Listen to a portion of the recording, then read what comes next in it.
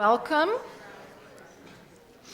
This is probably my last time at the podium today, so I am going to take a moment, as I'm losing my voice anyway, to thank all of our fabulous colleagues and institutions for your warm welcome. Toledo, DIA, and now the Cranbrook. It's incredibly special. And by the way, some of you may not know that the Carl Millis House that you were just in for breakfast is a private residence, and very rarely are there events there, so that was a special occasion for all of this. And I do want to thank also our sponsors, Freeman's, Sotheby's today, as well as Skinner's, for keeping us well fed and well caffeinated. I also want to apologize for this and also encourage you to note it on your survey that, and I am sorry about this, we will make sure that next year we have some well-timed restroom breaks. So with that, I am going to turn things over to Gregory M. Wittkopp. When I spoke to him yesterday, he told me that he had been at Cranbrook Art Museum and Cranbrook Center for Collections and Research, of which he is director, for 28 years. And if I were you, I would never leave this place either. And many of you know that he recently completed a major construction project that includes the renovation of the 1942 Aeliosarn design building, the addition of a new 30,000 square foot collections education wing. And I think most of you know too that he wrote the award-winning book Saarinen House and Garden, A Total Work of Art. And I am going to turn everything over to you. Thank you so much, Gregory.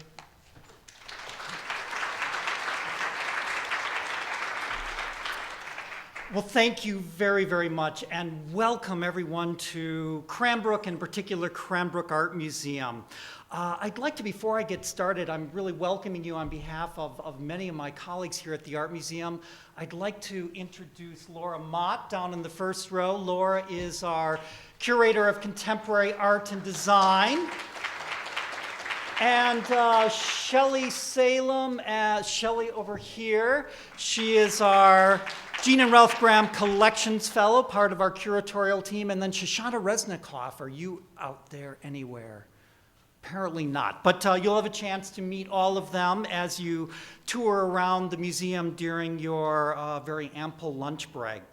So how does a visiting curator begin to make sense of our 110-year history here at Cranbrook and the 319 acres that comprise today Cranbrook Educational Community? That is going to be my 5-minute task to give you a bit of a sense. Yeah, I lie a little bit, but give you a little bit of a sense of what we're all about. So what is Cranbrook, first of all?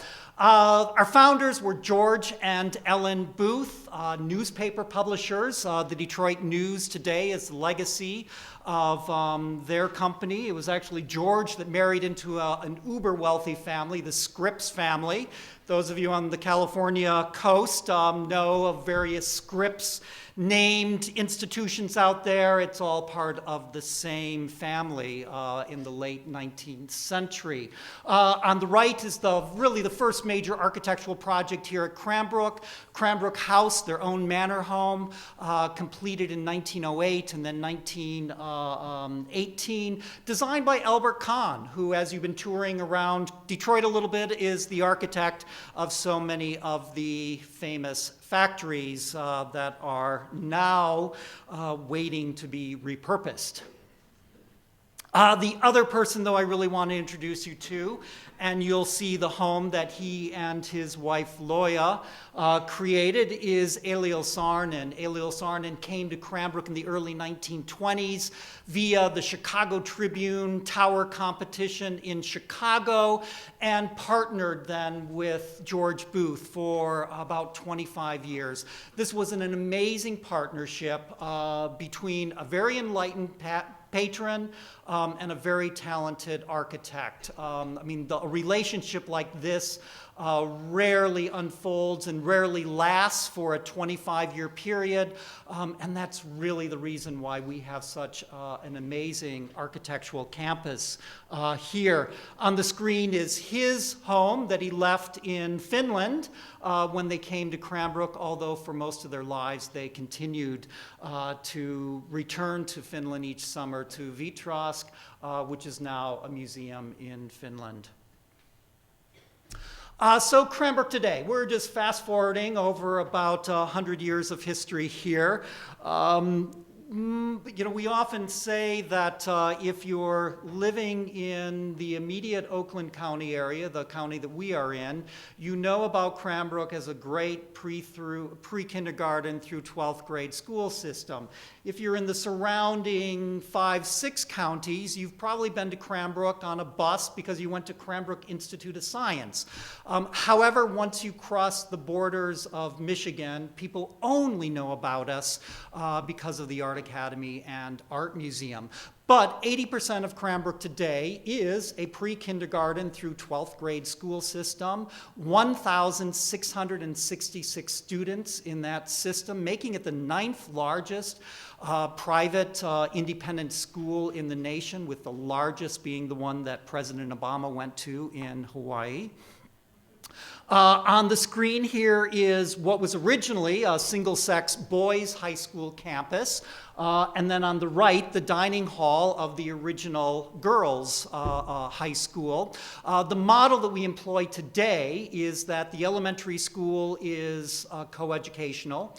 We then have 2 separate single-sex middle schools, and then we have a co-ed high school, but separated on 2 campuses. So altogether, there are 5 different campuses here, which means that even though this is a huge school, your world, if you're a student here at any given moment, is about 300 students. So we like to think of it as being the best of both worlds, the resources of a large school and then the intimacy of a small school.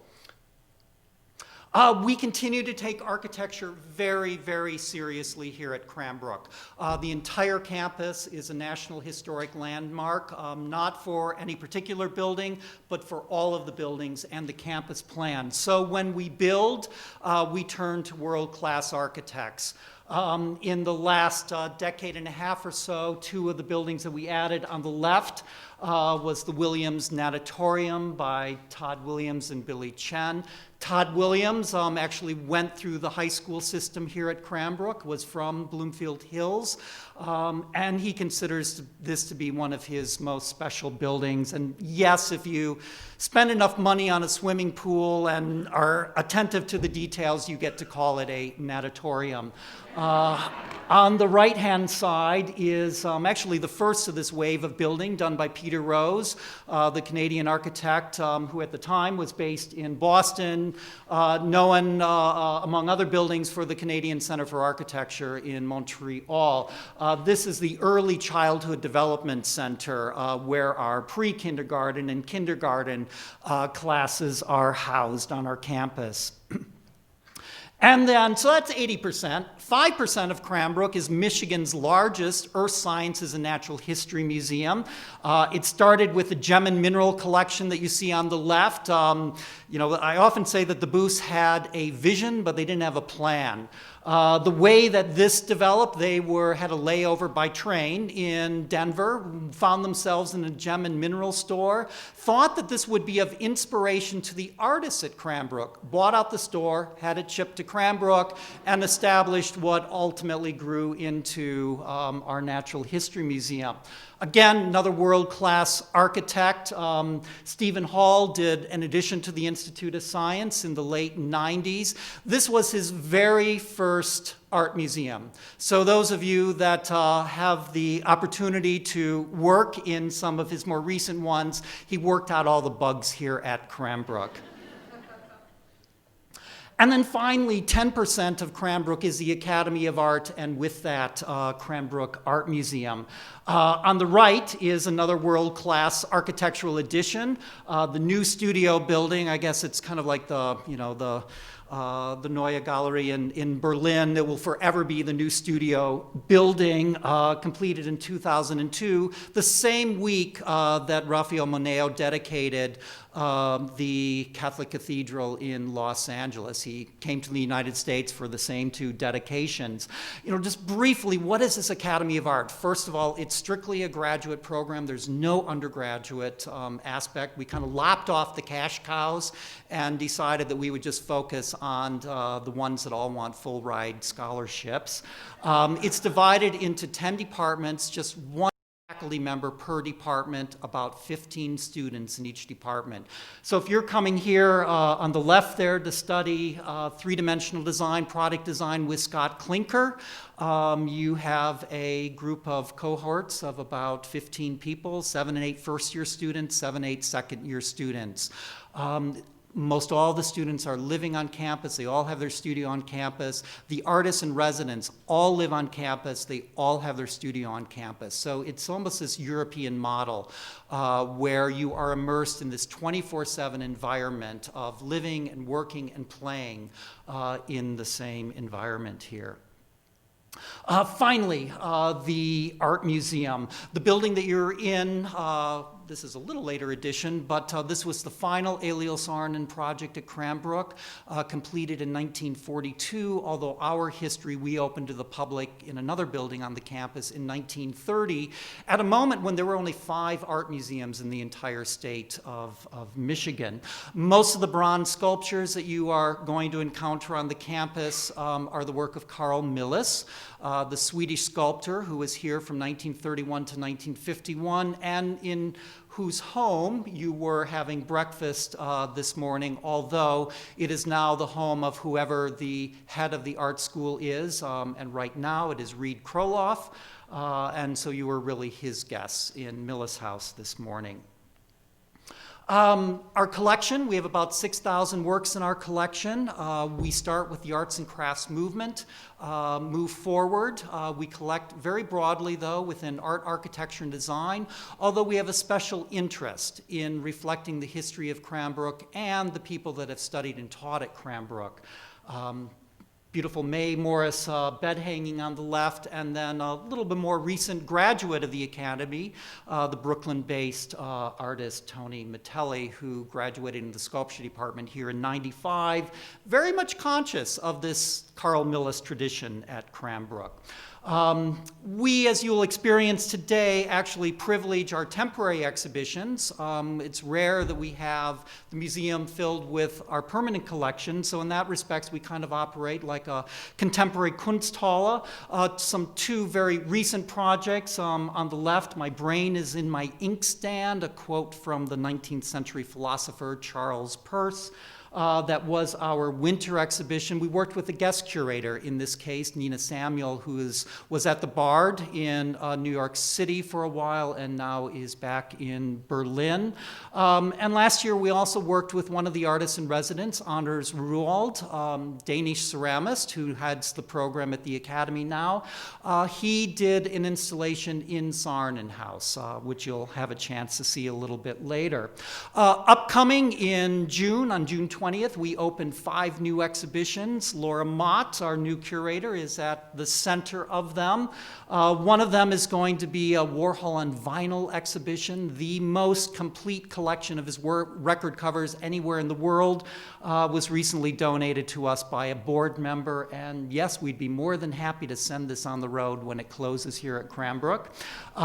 Nick Cave is really the big project, though, that Laura is working on for the summer of 2015. It will be based here at Cranbrook with the exhibition, but then his amazing parades and performances will take place within the city of Detroit. We're always trying to figure out how do we bridge this suburban city, what has been at times a divide here in this area, but increasingly is becoming very permeable and making it, I think, one of the most exciting areas for contemporary art. Nick Cave, I should add, though, is also a graduate of the Academy, studied fiber here with Gerhard Nodell. And then, of course, we have education programs like all of you. However, you'll see in our new collections wing how we really try to base this as much as possible in this new facility. So finally, what are your opportunities today? During your break, you'll either be able to go over to Sarnen House. This is the home that Aeliosarn created. Don't miss it. It is probably the most thorough total work of art in the nation. It's just a little bit further down Academy Way from where you were at Millis House. And that will be open today from 11:30 until 2 in an open house format. So if you have 10 minutes, you can go in there. If you want to spend half an hour, you'll be able to go in there. You'll be able to go in the collections wing. However, in order to get in it, you have to pass through kind of a magical door.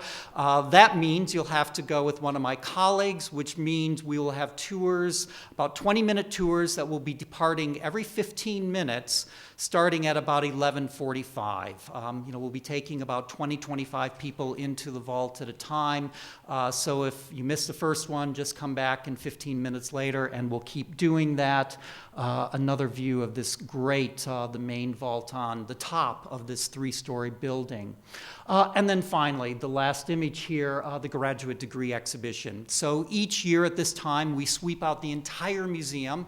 And Laura this year and our preparator, Mark Baker, worked with all 75 of the graduating students to help them make their work look as good as possible in the graduate degree exhibition. It's a requirement of graduation, as well as a written thesis that they do and are housed in our library. So, welcome to Cranbrook. We are just really honored to have all of our colleagues from around North America here. So enjoy your visit.